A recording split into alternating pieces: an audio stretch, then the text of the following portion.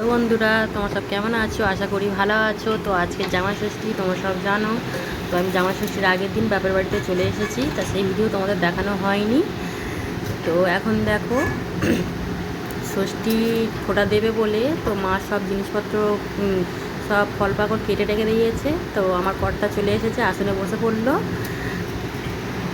তো সামনে সামনে সব সাজিয়ে রেখে দিয়েছে, লুচি ঘুগনি ফল সব রেখে দিয়েছে। তো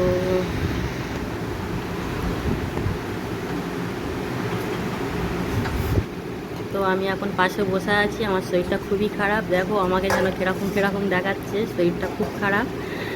তো এখন খাবারেতে একটু মাছি বসেছিল, তা সেটা আমি একটু করতে দিয়েছিলাম। এখন মা এখন মাথায় ফুল দুব্ব দিয়ে আশীর্বাদ করছে।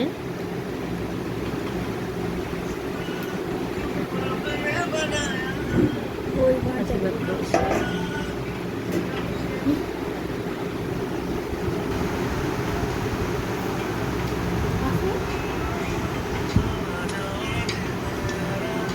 তো এখন চন্দনের ফোঁটা নিয়ে চন্দনের ফোঁটা দিবে। চন্দনের ফোঁটা দিচ্ছে। তো আমি উঠে একটু জল খেতে গিয়েছিলাম। তো এখন ফল নিয়ে তার আমার জামাইয়ের গালে দিচ্ছে। তা সে খেতে থাকছে, মা এখন বসে আছে।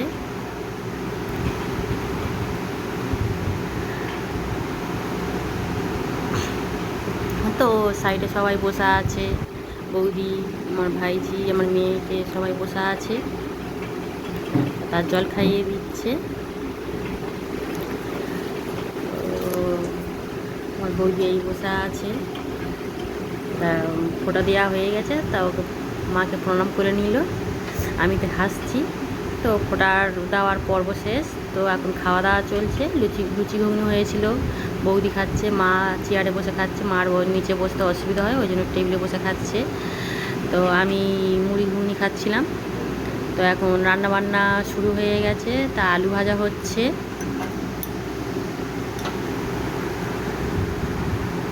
গোল গোল করে কেটেছে, তা সেই আলু ভাজা হচ্ছে। আলু ভাজা হয়ে গেছে, তো পটল ভেজে নিচ্ছে। পটল ভাজা হয়ে গেছে। তো এখন বাটা মাছ ভাজছে, গোটা গোটা বাটা মাছ ভেজে নেবে। তো আমার কথাটা এখন কিরম যেন নাকে নাকে মতন হচ্ছে, কারণ আমার সর্দি করেছে। তো এখন দুপুরবেলা খাওয়া চলছে। তো বন্ধুরা, তো ভিডিওটার যদি ভালো লাগে লাইক কমেন্ট শেয়ার করে দিও।